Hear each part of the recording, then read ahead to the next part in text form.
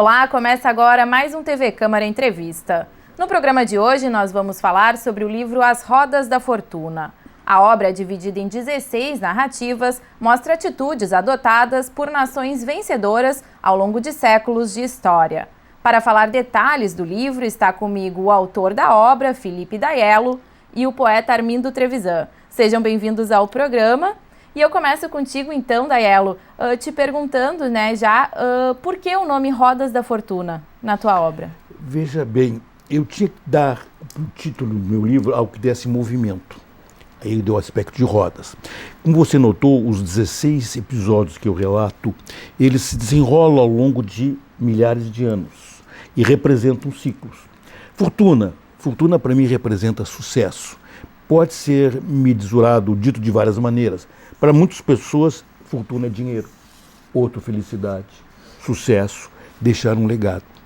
Então você pode interpretar a fortuna de várias maneiras.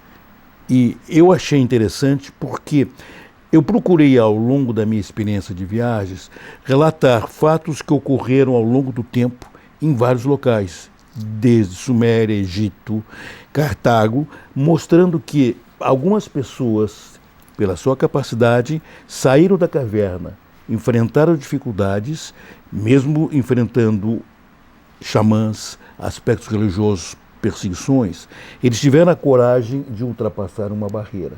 E no momento que isso acontece, eles realizaram os seus sonhos e vão crescer, vão evoluir. Então, eles vão alcançar sucesso, por isso o termo Rodas da Fortuna.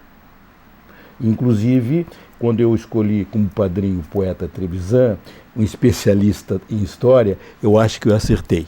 Tá? Ele foi muito importante, digamos, até em algumas análises da minha obra. O poeta pode falar. Trevisan, tu escrevestes, então, o prefácio do livro do Daiello, Como que tu enxergas essa obra, então? Bom, o Daiello tem dois aspectos na obra dele que me chamam a atenção, O primeiro é porque ele é um viajante inveterado, um viajante compulsivo, mas não é um viajante comum. Ele é um viajante que, além de gostar de viagem, de conhecer, de ver cenários diferentes, de observar costumes, etc., ele leva uma bagagem muito cuidadosa consigo sobre aqueles aspectos mais tradicionais e importantes do local que ele visita e das pessoas com quem ele vai se encontrar. Então é lógico, já leva uma certa simpatia, um certo respeito e uma certa base. Com isso, ele também se torna observador, porque ele já está prevenido, então já sabe para onde, digamos, são os interesses dessa comunidade, quais são as obras mais importantes, o que eles deixaram de importante no passado e tal. Mas ele também tem uma sensibilidade muito alerta, muito, digamos, desenvolvida, que o faz, digamos assim, também destacar coisas que para o leitor são muito interessantes, que ele liga também com a história em geral, faz confrontos, faz aproximações, faz, digamos, às vezes aponta contrastes. Tudo isso dá ao trabalho dele, obviamente, um sabor diferente do que uma reportagem de turismo ou então uma descrição de viagem de um cidadão comum, É uma visão privilegiada, eu diria, E falando da tua obra, então, Daiello, ela está dividida em narrativas, ela não é uma leitura que necessite ser feita contínua, na sequência, Realmente, o meu livro pode ser lido do fim para o início e vice-versa, ou seja, você não tem, digamos assim, um ponto básico para começar, pode começar em qualquer parte. Agora, o interessante é que você comece desde o primeiro capítulo, que ocorre mais ou menos no ano 4500 a.C., para você acompanhar o andamento das rodas, certo? E isso é importante porque você começa a ver que cada fato se relaciona com o seguinte. Inclusive no próprio livro tem um subtítulo dito Espiral da Eternidade. Ou seja, eu vi num determinado cemitério megalítico, 6.000 anos antes de Cristo, uma espiral. E procurei tentar imaginar o que aquele artista, veja bem, Aquele artista está gravando porque tinha um momento de folga. Ele não estava, digamos, lutando por sobrevivência, porque a arte só surge no momento em que você tem condições de criar. E quando você luta pela sobrevivência, nem sempre isso é possível. Então, essa espiral começou a me, digamos assim, dar uma ideia, um fio condutor. Nós somos parte de uma espiral. Cada geração, cada família é um elo que se agrega a essa espiral e que vai crescendo.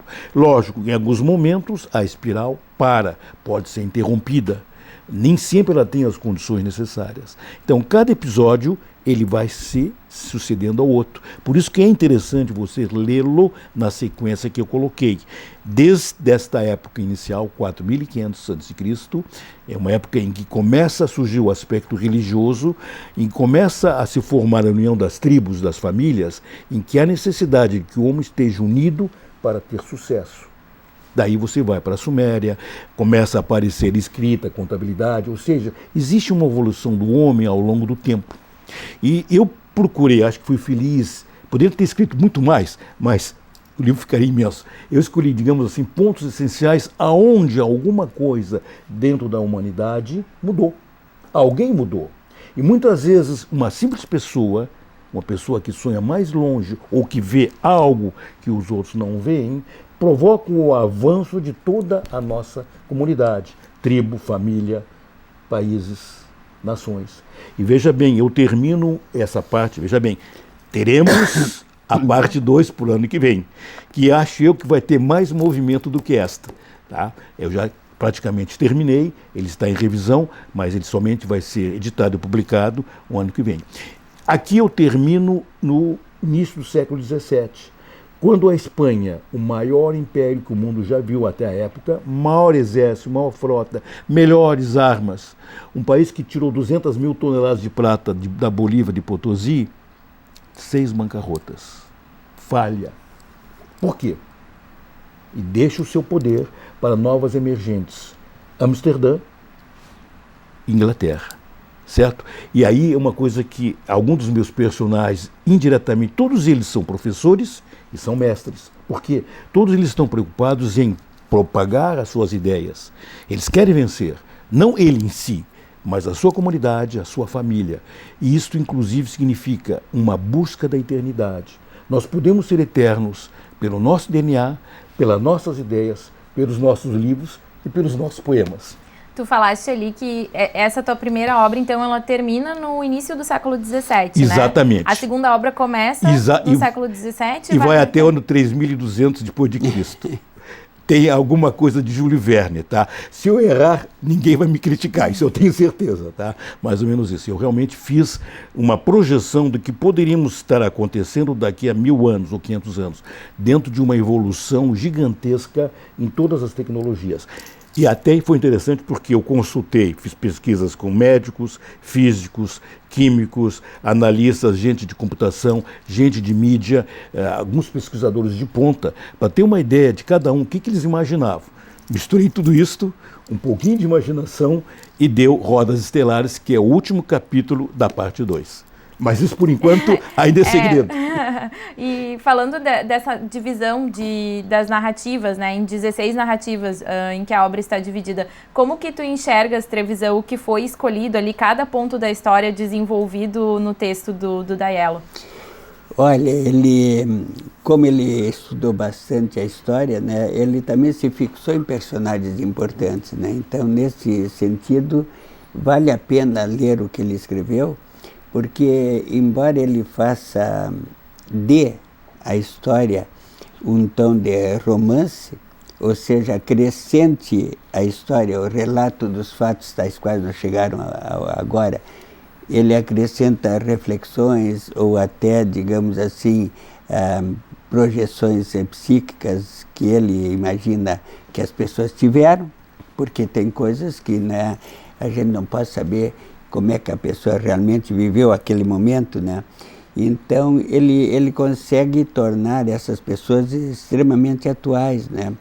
E eu estava me referindo a ele agora, quando nós vimos para cá, em 2 personagens, por exemplo, que ele abordou, né, muito interessante, né? Foi o fundador da dinastia dos Médicis em Florença, né, 1400 mais ou menos, certo. Não é?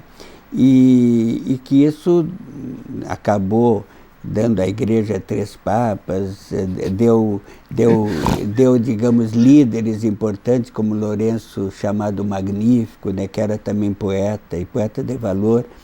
E também outro personagem que ele aborda, muito interessante, que merece atenção especial, é um sacerdote jesuíta que tentou pela primeira vez converter a China. Padre Mateo Ricci, que era um jesuíta muito culto, muito versado nas ciências do Ocidente e que queria dialogar com os mandarins lá do imperador e conseguiu dialogar, conseguiu até se impor a eles, porque levou coisas que eles não tinham, vamos dizer, mecanismos como relógios e outras coisas que ele levou, e logicamente os mandarins ficaram impressionadíssimos e começaram a ouvir com interesse não só o que ele dizia sobre a ciência, mas também o que ele dizia sobre a religião, porque ele era um homem que era capaz de entender, por exemplo, Confúcio. Sim. E conversar com ele sobre esse personagem tão importante para eles e que nós pouco conhecemos, né? Então, esses aspectos, por exemplo, na obra do Aiello, me parecem relevantes para um leitor que está habituado normalmente a valorizar mais, vamos dizer assim, as curiosidades. Ele procura valorizar mais a cultura, aquilo que eles tinham e a capacidade que eles tinham de dialogar com outras pessoas que tinham outras culturas. Isso é muito interessante, viu? Porque casualmente eu fiz um estudo paralelo, mas que nada tem a ver com o Aiello. Quando eu dava para os meus alunos na Faculdade de Arquitetura arte também chinesa, que eu introduzi para eles as artes não ocidentais, porque até aí, nas aulas chamadas estudos de arte, só se davam o nosso mundo ocidental. E eu me perguntava, mas escute, e o que estava acontecendo na China, o que estava acontecendo na Índia, países de tradições milenares, não é?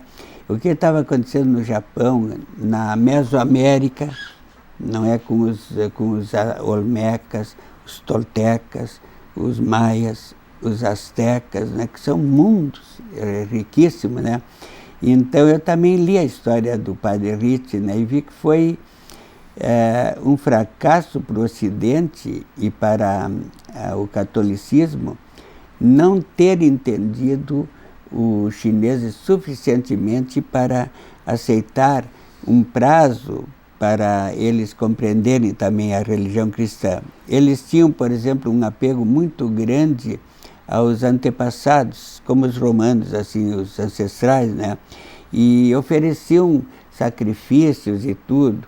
E o Padre Ricci era partidário, como São Patrício, no tempo da Irlanda, de se tolerar isso aí, esperar um tempo até que eles sejam capazes de assimilar, fossem capazes de assimilar, né?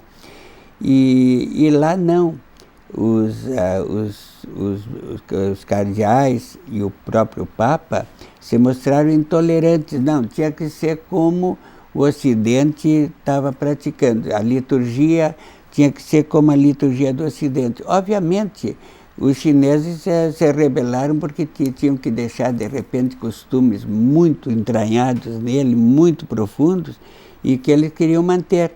E, às vezes, são coisas laterais, viu? Que muito mais importante seria, por exemplo, pregar a encarnação de Cristo, insistir nesse fato que Deus tinha vindo ao encontro dos homens e deixar outras coisas que eles fossem aos poucos, lendo o próprio Evangelho, confrontando com Confúcio, porque também havia coisas muito curiosas, por exemplo, porque lá pelas santas os chineses disseram, sim, mas vocês estão dizendo que Cristo trouxe uma verdade absolutamente única, mas essa verdade que vocês estão dizendo aí, de amar o próximo e outras coisas, né? Não faças aos outros que não queres que façam a ti, Confúcio já nos disse. E os missionários, em vez de se alegrarem com isso, Não é? Procuravam se defender, dizer, não, mas essa formulação foi nova e tal, em vez de dizer, é verdade, foi isso, né, que aconteceu, né, porque Cristo mesmo não veio abolir a lei antiga, ele mesmo disse, eu vim aperfeiçoá-la, né, e não souberam entender também esse aspecto dos orientais. Isso, o Aiello, no seu livro, ele acaba, no fundo, trazendo-nos tantas informações sobre esses povos, que isso nos vai ajudar a compreendê-los, porque não basta entender os cacarecos, a parafernália tecnológica ou paratecnológica que eles nos oferecem, né? Nós temos que entender mais o cérebro, os neurônios chineses, né? Exato. Porque entender que os chineses têm um objeto ali mais prático, aí, um computador mais barato, tá, isso é uma questão de produção industrial. Mas entender, por exemplo, que eles têm determinada maneira de escrever, que é o ideograma, que eles têm uma sensibilidade diferente do que a nossa, que eles têm poetas diferentes que nós, porque eu li os poetas dele, e no começo a gente lê, não vê onde está a poesia, porque parece que não é poesia aquilo, são pequenos enigmas, né? Mas com o tempo tu vai vendo, não, para isso, aqui é uma forma nova de sensibilidade. Então, tudo isso aí nós temos que aprender. Certo, eu queria aproveitar o gancho ali, porque no teu livro tu usas, né, fatos históricos, mas ele está misturado com um pouco de ficção, né, Aiello? Exatamente, veja bem, o palco é a história, realmente aconteceu, você em museus, em pesquisa, você encontra, digamos assim, a verdade. Aquilo que eu estou escrevendo em termos de datas realmente aconteceu. Só que os meus personagens são personagens paralelos, que estão do lado, ou é o secretário, ou é o ajudante, ou o escravo, tá? Que está acompanhando a parte principal, digamos, está vivendo a vida do seu senhor, mas também está aprendendo. Porque uma coisa importante que o Trevisan disse é o seguinte, nós temos que sair da nossa aldeia, temos que sair de Porto Alegre e ver como o mundo é diferente, ver o que é interessante, o que dá certo e copiar. Veja bem, os romanos eram famosos por quê? Eles aprendiam fácil com seus mestres, melhoravam as armas, as ferramentas, tudo. Ou seja, eles eram engenheiros. Aliás, eu sou engenheiro de formação, talvez por isso, digamos assim, a minha escrita seja um pouco diferente. E desses dois personagens, é fantástico, Cosmo de Médici, ele era banqueiro, certo? E ele aprendeu a como desenvolver, criar dinheiro, fortunas, mas ao mesmo tempo era um grande incentivador das artes. Ele dizia, o que serão dos artistas, dos pintores, dos poetas, próprios coitados que não sabem prover a sua subsistência, se eu não os ajudá-los. Ele ajudava todo mundo. Depois, ele criou hospitais, recursos. Ele fazia manutenção de igrejas e muita coisa de Firenze, que é fantástica. É uma cidade, cada esquina, em cada ponto, em cada igreja existe uma história.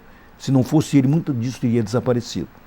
E o interessante é que ele, quando tinha um problema, ele meditava. Ele fazia um retiro espiritual. Ele, inclusive, tem uma igreja em Firenze, parece que é São Lourenço, onde ele tinha uma cela especial. Se ele tinha um problema sério com os papas, com os poderosos, porque ele lidava com os recursos, com o dinheiro do Vaticano, certo? Ele, inclusive, tinha que recolher moedas que vinham, prata de vários locais, pesos diferentes, fazer contabilidade e investir. E ele investia em tecelagem, em indústria, porque é importante você saber fazer dinheiro dentro das rodas, mas tem que fazer esse dinheiro se multiplicar e que mais pessoas aproveitem. Então, quando ele tinha algum problema político para resolver, ele se isolava uma semana, 10 dias. Isso é uma coisa que às vezes nós esquecemos. Nós temos que também pensar na nossa parte interna, na parte espiritual. A única coisa que é fantástico é que a cela dele era o dobro da cela dos demais frades. E as pinturas que ele tinha lá de Giordano e outros, magníficas, tá? Inclusive vale a pena. Uma outra coisa que ele é importante, que ele ensinava aos filhos, tá?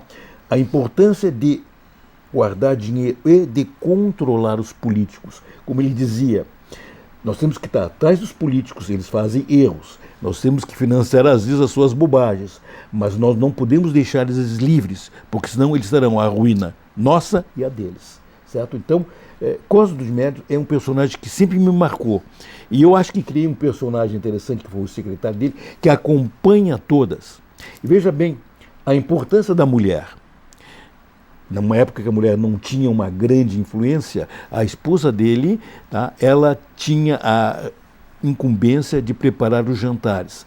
Toda a parte gastronômica, porque política e economia se faz às vezes, ou se fazia ao longo de mesas. Ela era responsável por criar uma comida e uma escolha de vinhos, tá, que encantava todo mundo. Todo mundo queria ser convidado. Ou seja, se houvesse qualquer festa, lá estavam os poderosos, os cardeais, os representantes, mas atrás, uma mulher.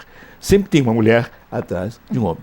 E Matteo Ricci é fantástico, porque ele realmente aprendeu o seguinte: se eu quiser conquistar uma nação, eu tenho que conquistar os poderosos, não a parte de baixo. E ele levou a matemática, a reflexão para um país intuitivo. E ele descobriu que todos os sacerdotes precisariam conhecer a língua aonde iam pregar. Ele construiu a primeira universidade na Ásia. Tá? Qualquer sacerdote, e isso é uma coisa entre os jesuítas, eles eram múltiplos, não interessavam digamos, a nacionalidade. Eles falavam entre si em latim. Podia ter Espanha brigando com a Holanda, mas dentro da ordem era tudo pelo Senhor. Todo mundo usando a mesma roupa. Não havia diferença nenhuma. Matteo Ricci ficou um pouco diferente porque ele começou a utilizar os hábitos chineses.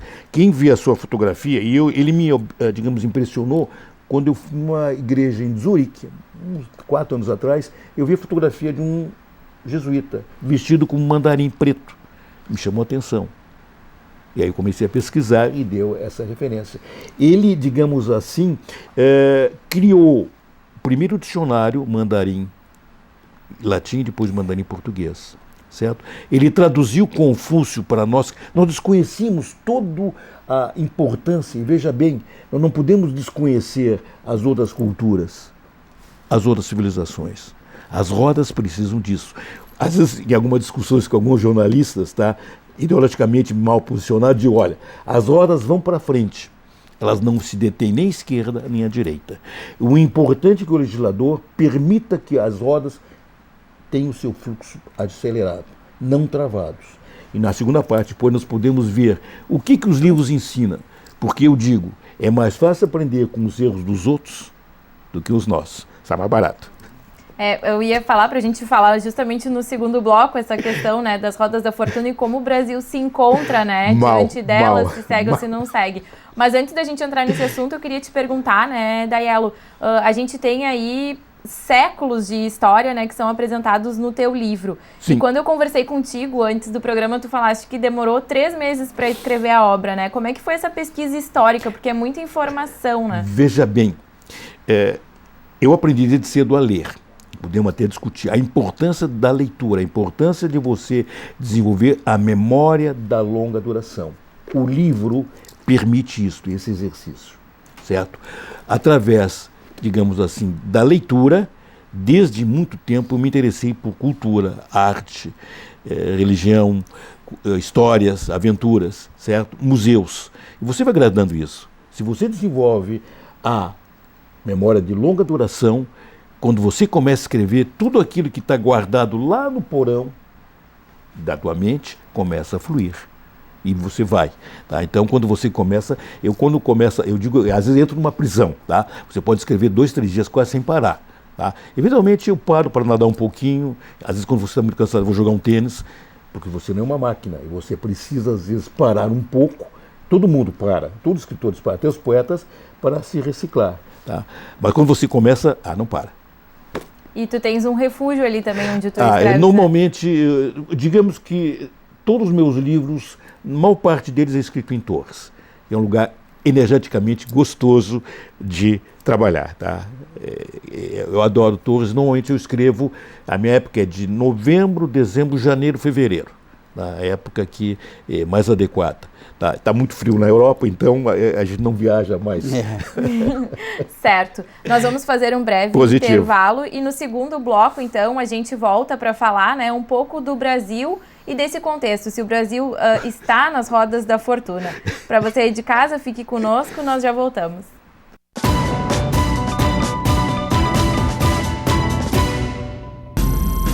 Um pedaço da história do Exército Brasileiro está no Museu Militar do Comando Militar do Sul. São quase 3.000 metros quadrados reservados para exposições temáticas. O acervo tem um total de 4.000 itens. Entre as peças estão armamentos, carros de combate, canhões e medalhas. Alguns objetos remontam ao período colonial. O chamado Museu do Exército foi inaugurado em 1949 no prédio onde ficava o Arsenal de Guerra da província. A construção data de 1867 e é considerada de interesse de preservação pela Prefeitura de Porto Alegre. O Museu do Comando Militar fica na Rua dos Andradas, número 630. A entrada é gratuita. Escolas podem agendar visitas pelo telefone 3226-5883.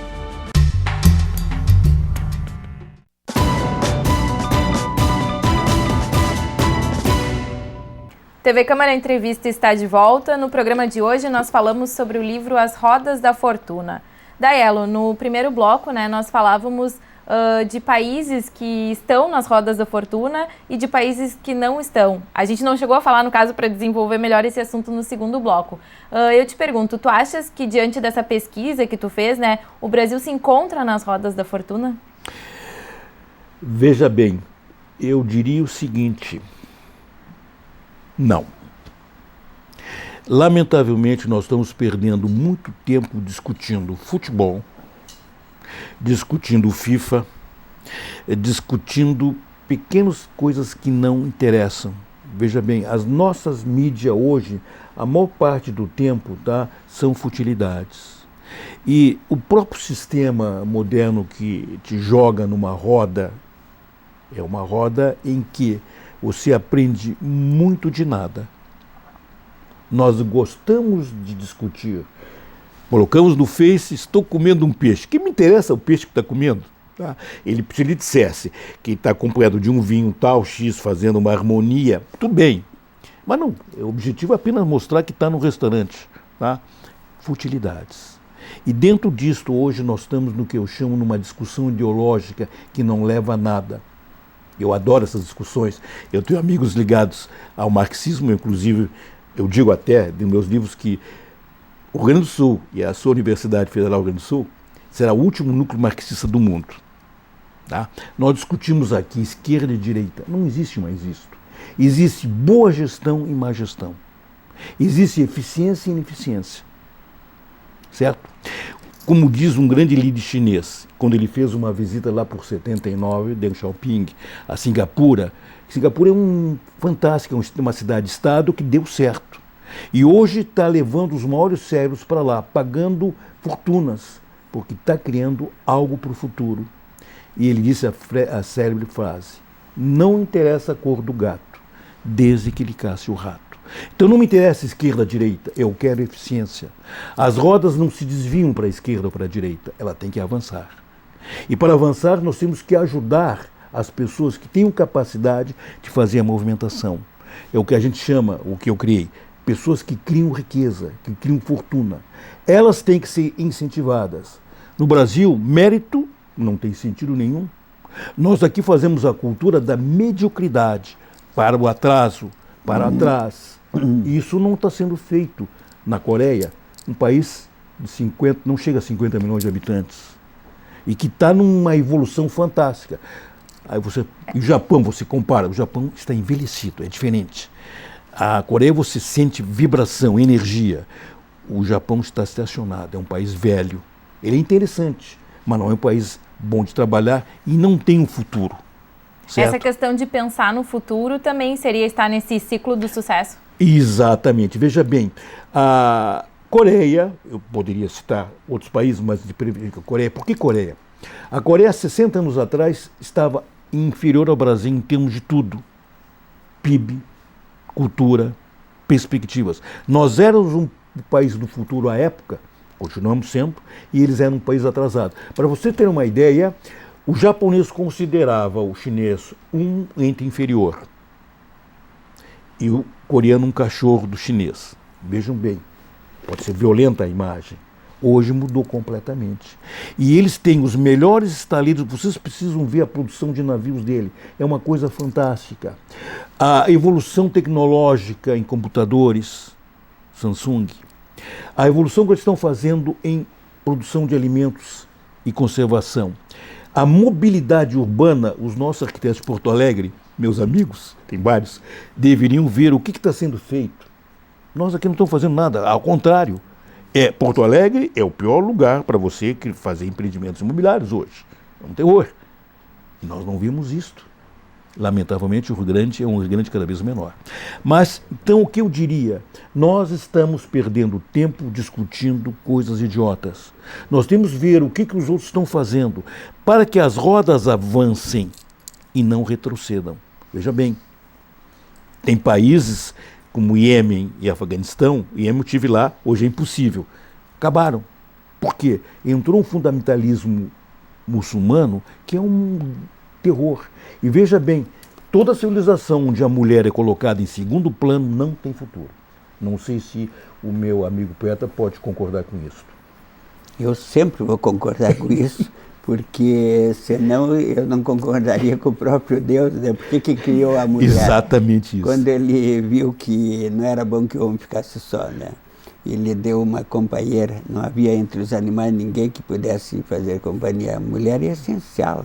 Eu diria que não há humanidade sem a conjunção do homem e da mulher, mas não só uma conjunção física para, digamos, dar continuidade, fecundidade, vamos dizer, à espécie. Não. É preciso também se dar conta de que, de certa maneira, a compreensão do mundo foi dividida entre os dois. A mulher é mais intuitiva, o homem mais racional. Mas a intuição sozinha, ela leva a uma emocionalização talvez excessiva, a um excessivo, digamos, valorização da psicologia e tal. Mas a racionalidade leva à injustiça, leva à crueldade, leva à morte. Então, é na conjunção desses dois elementos, o feminino e o masculino, como realidades complementares e adultas e, digamos assim, desenvolvidas, que nós podemos encontrar uma solução, até na igreja, porque até agora na igreja mesmo católica, a mulher estava em segundo plano, de certa maneira, era uma exilada da direção. Agora tu vês, né, que o Papa já nomeia personalidades femininas para órgãos importantes, né? Não me admira se um belo dia eu vou nomear uma mulher cardeal, sabe por quê? Porque o cardeal, na realidade, os cardeais não eram inicialmente sacerdotes, eram conselheiros, eram personalidades políticos, mais ou menos políticos que orientavam, né? E por que não? A mulher pode muito bem assumir essas funções, não é? E dar a sua opinião, dar a sua contribuição. Uma Madre Teresa de Calcutá, em certo sentido, contribuiu mais para o conhecimento e a simpatia do catolicismo do que dezenas de cardeais. Para você ter uma ideia, por exemplo, no sul da Índia, pelo interior, você encontra oratórios onde aparece Madre Teresa de Calcutá. O outro é Santo Antônio. E Santo Antônio, por sinal, é impressionante, digamos assim, dentro das minhas histórias, tem uma parte que liga a parte, digamos assim, a descoberta de Portugal, que fez um império maior do que o Império Britânico, tá? Mas na Índia, no sul da Índia, Sri Lanka, a influência católica é impressionante. Inclusive lá o Santo Antônio é um pouquinho diferente, ele não é casamenteiro, é o santo que deve proteger a virtude das mulheres. Tá? Inclusive no dia dele é impressionante, digamos assim, a veneração que as pessoas têm. Vejam, as rodas vão deixando rastros. Coisas boas da conquista portuguesa foram interessantes em tudo. Tá? A necessidade, digamos, que nós saibamos como os demais países estão girando as suas rodas. E, em vez de ficar com raiva brigando, nós temos que copiar. É impressionante como eu tenho alguns colegas meus, até professor, fui professor universitário, tá, que detestam os Estados Unidos. Eu pergunto, mas por quê? É o país mais eficiente do mundo. Detestam a China, que tem trabalho escravo. Não é bem assim. Todo mundo tem as suas fragilidades, mas tem os pontos importantes. E o Brasil precisa ir para frente, olhar, sair da sua mediocridade. Nós estamos fazendo aqui no Brasil leis que impedem o andar das rodas. Alguns dos meus personagens diziam, a legislação só tem sentido se ela reduzir custos, facilitar o trabalho, melhorar a nossa atividade. Nós aqui apenas proibir. Nós temos lei para proibir tudo. Daqui a pouquinho eu não posso nem mais ser feliz. Não posso mais ter propriedade, não posso dinheiro e não posso nem mais sonhar. Tu falaste, né, no primeiro bloco ali da importância das pessoas pressionarem os políticos, né, que tu conta numa história, né, do quanto isso influencia. Aqui no nosso país, tu acha que falta, né, por parte da população um conhecimento político, um engajamento nessa questão? Sim, e veja bem, muitas vezes nós fazemos certos movimentos, tá, sem sentido algum. Nós tivemos uma paralisação que eu não sabia se era a favor ou contra o governo. Qual é o maior problema nosso? Recessão, desemprego. Não vi ninguém falando sobre isso. São os problemas seríssimos. Tá? Eu trabalhei com economia, já trabalhei em bancos, tive empresa, ela funcionou 40 anos, cheguei a ter quase 400 empregados. Eu sei o que é a dificuldade de você manter uma folha de pagamento. Tá? Tanto assim que um dos livros que eu fiz, que é Enfrentando os Tubarões, eu até estou fazendo agora uma comparação. Quem sabe enfrentar tubarões no Brasil poderá acompanhar as rodas da fortuna. E, lamentavelmente, os políticos hoje aumentam a dimensão do tubarão e aumentam a capacidade da sua mordida através dos tributos, não trazendo nada de novo. Uma conscientização é importante. Tá? O futuro dos nossos filhos e dos nossos netos depende de decisões políticas que serão tomadas nos próximos 2 anos. E dependendo disso que acontecer, nós teremos ou não futuro para os nossos netos. Nós poderemos deixar de acompanhar a roda da fortuna como Taiwan, Coreia e a própria China estão fazendo. Não falando em Malásia, o próprio Vietnã e Laos. Eles aprenderam certas coisas. Esqueceram guerras passadas, esqueceram ódios. O próprio americano, que era odiado por uma determinada geração, hoje é um exemplo para a nova, que quer, fundamentalmente, isto no Vietnã. Ele quer aprender inglês, ele quer se formar na universidade, ele quer formar a sua empresa, ele quer ter futuro. Eu não vejo isso aqui no Brasil. Aqui, a maior parte do pessoal quer o quê? Um emprego público. Todo mundo quer ser empregado público. Alguém tem que pagar a conta. E hoje, inclusive, no próprio jornal, você encontra jornalistas que pregam de uma língua bonita travar as rodas da fortuna. Como se isso fosse possível. É possível. Só que quem vai pagar a conta? Nossos filhos, nossos netos. Daiello, tu faz essa crítica, né, ao nosso Sim. país, uma crítica construtiva, mas como que tu acredita que a gente possa mudar essa realidade? Veja bem, eu, junto com uma determinada número de pessoas, estamos tentando aos poucos criar uma mentalidade que precisamos mudar. Nós temos que acabar com os chamados privilégios hereditários. Demais. Eu tive amigos meus na Rússia que tinham todos esses privilégios. Quando a Rússia faliu em 89, foi um caos. Não adianta você colocar leis numa Constituição quando não há possibilidade de manter os privilégios. E, lamentavelmente, existe uma cultura, ou seja, ninguém quer ceder e nós temos que enfrentar. Então, eu estou dentro, digamos, de um grupo que está procurando conscientizar as pessoas de que nós precisamos mudar. Não sei se é possível, mas uma revolução começa com o primeiro passo. Para frente, não para trás. E, Trevisan, tu partilhas, então, né, dessa visão do Daiello com relação ao nosso país, e já aproveito para perguntar mais especificamente na nossa capital, aqui no Rio Grande do Sul, se esse contexto é pior ou melhor, na tua opinião? Há coisas que o Daiello diz que eu realmente partilho, há outras diante das quais eu fico, digamos, meditando, e há outras que eu talvez pretenda uma alternativa diferente. Por exemplo, uma coisa que eu acho que nós precisamos urgentemente mudar é a eleição dos políticos. Eles, hoje em dia, para mim, os políticos não representam ninguém, a não ser eles próprios. Porque, na realidade, as pessoas não votam mais nem em plataformas políticas, nem em cartas bem afirmadas, o que nós queremos defender, nem nada. Quando muito, voto em pessoas, e pessoas que a gente vê que estão ligadas umas às outras com interesses partidários extremamente, digamos, corruptos. Então, a reforma política, para mim, é muito urgente. E não podemos também permitir que um político fique 50 anos no governo. Eu acho que a política é uma questão de, como diz o Dael, também de eficiência. O cara tem que ficar um certo tempo. Se tu deixa muito tempo lá, ele começa a se aproveitar daquilo, ele acha que aquilo já é um feudo dele, não é? E já nem mais pensa nos ideais que ele teve algum dia em relação ao grande público, né? Nós temos que descobrir, por exemplo, o voto distrital para que a gente participe. Eu, por exemplo, pertenço ali, vamos dizer, à comunidade de Petrópolis, né?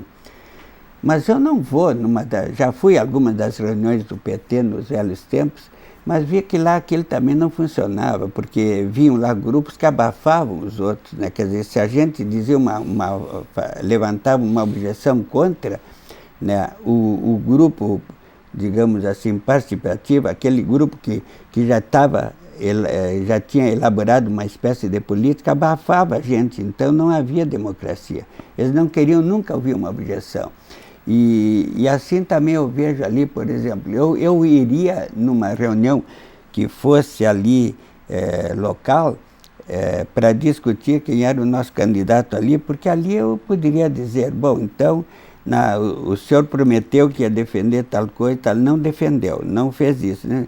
Eu teria que cobrar, mas ali não posso fazer coisa nenhuma. Eu mando cartas, as cartas às vezes que a gente manda não são postas na cesta de lixo, porque eles não gostam de ouvir críticas, né? Então, na realidade, vamos ser honestos, eu com 80 anos posso dizer que não me sinto representado por ninguém. Eu não saberia hoje dizer qual é que político, vamos dizer, em que político eu acredito. Porque ele não teve nem a minha, digamos assim, voto consciente, porque não sei o que ele vai defender. Eu não posso mais votar num PMDB, num PT, num Partido Verde, porque nenhum deles foi vamos dizer assim, a um cartório e registrou aquilo de maneira que eu pudesse. Não. Então agora eu vou cobrar de vocês isso. Não tem nada, ninguém assume coisa nenhuma. Então daí ela tem razão de fazer essas críticas arrasadoras com isso aí e pedir uma única coisa que eles façam, que é a eficiência, que nenhum deles tem, porque na realidade a gente vê que a não ser em alguns setores que a gente nota que tem um pouco mais de seriedade, mais digamos, de relação com as pessoas, o resto, qualquer sujeito pode ser ministro da Fazenda, ministro da Cultura, ministro da Saúde. Amanhã depois são capazes de eleger um advogado para ministro da Saúde. Mas escute a experiência que tem um médico, a experiência que tem um clínico, a experiência que tem um administrador de hospital e tudo isso aí. Como também eu, como professor, nós teríamos coisas para dizer para os ministros da educação, aí um pouquinho mais de diálogo, um pouquinho mais. Então o nosso sistema político de representação, ele está todo viciado. E não admiro que haja havido esses escândalos como o da Petrobras, porque essas pessoas aí já não são representantes do povo. Poder cidadão. Nós temos que começar a criar o chamado poder cidadão, exatamente. Limitar o poder político. Eles têm poder demais. E eles criam leis que amplie o seu poder. É a favor deles, né? Exatamente. Por Então, exemplo, o poder como cidadão possível... é uma conscientização. Isso já existe nos Estados Unidos. Você vai definir certas coisas, orçamentos, e um detalhe: se o meu representante não for eficiente, ele não vai ficar 4 anos. Eu tenho que tirá-lo em 2, 3 meses. Como jogador, como treinador de time de futebol, não gosto muito de usar, mas não deu certo, troca. Por que eu vou esperar que um governante fique 4, 8 anos esperando que vai resolver alguma coisa se ele já não foi eficiente? Não, e há coisas, viu, Daielo, que são absolutamente irracionais. Como é que tu pode dar aos juízes o direito dele legislarem sobre seus próprios, por exemplo, honorários? Eu estava lendo o que o Lewandowski está fazendo agora. Absurdo. Com todo o respeito que eu tenho por um homem que se formou no direito e progrediu, mas é absurdo o que ele está pretendendo. Privilégios. Porque aquilo é uma coisa que é totalmente contrária aos direitos democráticos. Isso aí tem que ser decidido por outras pessoas que não são da área. Poder cidadão. E quando eu falei, né, perguntei pro Trevisan com relação ao Rio Grande do Sul, mais especificamente Porto Alegre, eu vi a tua expressão dela. Tu acha que o nosso estado, cada a vez nossa menor. Capital, eles estão num contexto pior ainda diante do Brasil? Sim, pior. O Rio Grande do Sul é o estado mais endividado do Brasil hoje, o que tem mais legislações impeditivas, tem maior fiscalização. E em 2009, quando escrevi Os Tubarões, eu fiz algumas projeções de mostrar o estado falido. É um estado que não permite que o cidadão cresça, o seu cidadão. É complicado. Eu, como professor universitário, tive alguns alunos que tiveram sucesso. Eles iniciaram algumas empresas aqui, já saíram do Rio Grande do Sul. Alguns estão já em Singapura, outros estão indo para a Índia, tu está entendendo? Tá? Como eu digo, nós temos a síndrome do Mampituba. Parece que é uma maldição. Nós ficamos discutindo aqui vermelho e azul, maragatos e chimangos. Sempre discutindo alguma coisa, não nos unimos para nada. E não vemos os nossos erros. Uma solução, talvez, em termos políticos, talvez seja uma utopia, é o federalismo. Ou seja, mudar a estrutura. Brasília não pode ficar com 70% do produto interno. Isso é verdade. E depois distribuir como migalhas. O Rio Grande do Sul manda 40 bilhões para Brasília, recebe 6 a 8. Maranhão manda 4, 5 e recebe 18.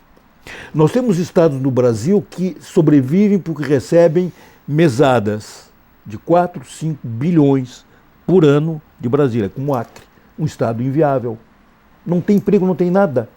Então, veja bem, o Rio Grande do Sul talvez tenha futuro, inclusive em algumas discussões que eu tive, inclusive com o presidente da Assembleia Legislativa, uma excelente pessoa, ele diz que tem 2 Rio Grandes, um que trabalha e é eficiente, está na roda do sucesso, e outro que é o estado inerte parado. Lamentavelmente, a parte que é eficiente não tem mais condições de manter a que não é eficiente. De cada R$90 que o Estado recebe, ele gasta 110. Veja bem, recebe 90, gasta 110. E uma coisa... E o déficit está aí. Isso que tu disseste, o federalismo, é o caso da América do Norte, que primeiro parte de cada estado, não é? E aí, uma coisa é tu ser solidário, é tu ajudar, outra coisa é tu ser explorado, né? E o Rio Grande do Sul, sobretudo durante a ditadura, passou 20 anos sendo explorado, porque com a nossa, digamos, o nosso orgulho, a nossa até fanfarronice, não é? Nós nos tornamos odiosos para grande parte do país, porque temos uma opinião formada, somos indivíduos que têm, digamos, uma certa capacidade de defender suas próprias opiniões, e ainda mais opiniões sociais mais avançadas. E isso, obviamente, não agradou aos militares, né, que nos puniram, de certa maneira, que é uma injustiça total, né? Eu tenho a impressão que isso já vem dentro do tempo, digamos assim, o Rio Grande do Sul tem uma característica. Aqui o primeiro tiro era dado e o último também. Nós sempre fomos um estado de guerra, um defensor de fronteiras. Isso deu uma característica muito boa para o gaúcho. O gaúcho, fora do Rio Grande do Sul, é vencedor. Tranquilo. Eu conheço muitos gaúchos que estão indo muito bem lá em Roraima, lá no fim do mundo, Bahia, etc. Tá? Eles levaram tecnologia, o colono levou tecnologia, então coisas positivas. Tenho a impressão que o nosso tempo está terminando, então poder cidadão. Só queria aproveitar para te perguntar, né? O teu livro, ele foi lançado, para quem se interessou, ele já foi lançado no final do mês passado. Exatamente, está disponível em todas as livrarias, tá? Espero. É um livro interessante, inclusive ele abre fronteiras para você pensar. Como que saída o Brasil teria?